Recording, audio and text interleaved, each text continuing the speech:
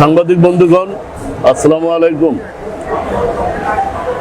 আপনারা জানেন এই সরকারি হসপিটালগুলোতে স্বাস্থ্য সেবা গ্রহণের জন্য যে সকল রোগী হসপিটালে আসেন তারা দালাল চক্রের দ্বারা বিভিন্নভাবে হয়রানির শিকার হন। মাননীয় স্বাস্থ্যমন্ত্রী মহোদয়, স্বাস্থ্য মন্ত্রণালয় দালাল নির্মূলে জিরো টলারেন্স নীতি ঘোষণা করেছেন। গত ৪ মার্চ স্বাস্থ্য মন্ত্রণালয় এক বিজ্ঞপ্তিতে ৭ দফা কর্মসূচি ঘোষণা করেছেন। দালালদের দৌরত্ব এবং দালাল নির্মূলে ৭ দফা কর্মসূচি ঘোষণা করেছেন, যার মধ্যে অন্যতম দফা রয়েছে মোবাইল কোর্টের মাধ্যমে আইনের প্রয়োগ, দালালদের নির্মূলে দালালদের বিরুদ্ধে আইনগত অভিযান পরিচালনা করা, ফৌজদারি অপরাধে তাদের বিরুদ্ধে ব্যবস্থা নেওয়া।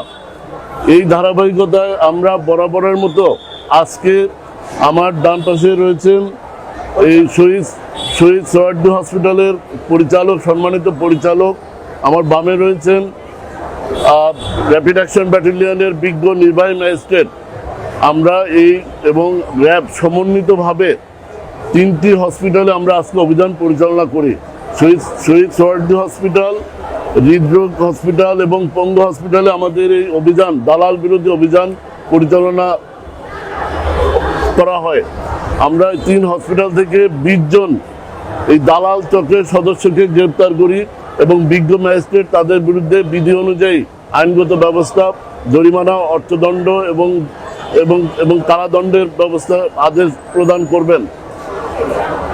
স্বাস্থ্য মন্ত্রণালয় ঘোষিত 7 দফা কর্মসূচির মধ্যে অন্যতম দফা রয়েছে দালাল বিরোধী অভিযান পরিচালনা করা, দালালদের বিরুদ্ধে মোবাইল কোর্টের মাধ্যমে তাদের বিরুদ্ধে ব্যবস্থা গ্রহণ করা। আপনারা জানেন যে সকল দালাল চক্র রোগীদের সেবা গ্রহণে হয়রানি করে এবং প্রতারণার আশ্রয় নেয়, তাদের বিরুদ্ধে মোবাইল কোর্টের মাধ্যমে আইনগত ব্যবস্থা গ্রহণ করা হয়ে থাকে। এছাড়াও যদি কোনো দালাল চক্র কোনো রোগীকে এক হসপিটাল থেকে অন্য হসপিটালে স্থানান্তর করে নিয়ে যায়, যদি অসাধু বা অবৈধভাবে কোনো ক্লিনিকে অপচিকিৎসার মাধ্যমে যদি তার অঙ্গহানি বা বিদেশে পাচার, চিকিৎসার নামে বিদেশে পাচার করে, তাহলে ওই দালাল চক্রের বিরুদ্ধে মানব পাচার আইনে মামলা এবং ফৌজদারি ব্যবস্থা গ্রহণ করার বিধান রয়েছে। এছাড়াও আমরা বিভিন্ন সরকারি হসপিটালে যে সকল দালাল চক্র রোগীদের হয়রানি করে বা রোগীদের সাথে প্রতারণা করে, এমন দালালদের বিরুদ্ধে আমরা গোয়েন্দা নজরদারির মাধ্যমে তাদের তালিকা তৈরি করছি, যেন তাদের বিরুদ্ধে আইনগত ব্যবস্থা নেওয়া যায়।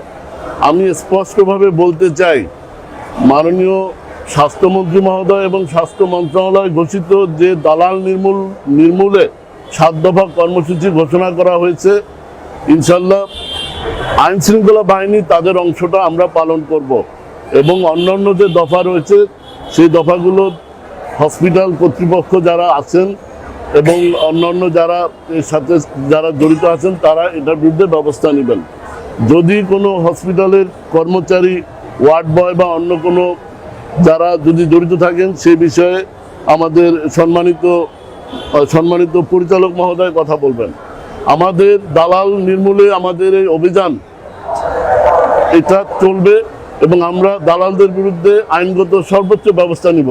এই বিষয়ে আমাদের পলিসি জিরো টলারেন্স। ধন্যবাদ।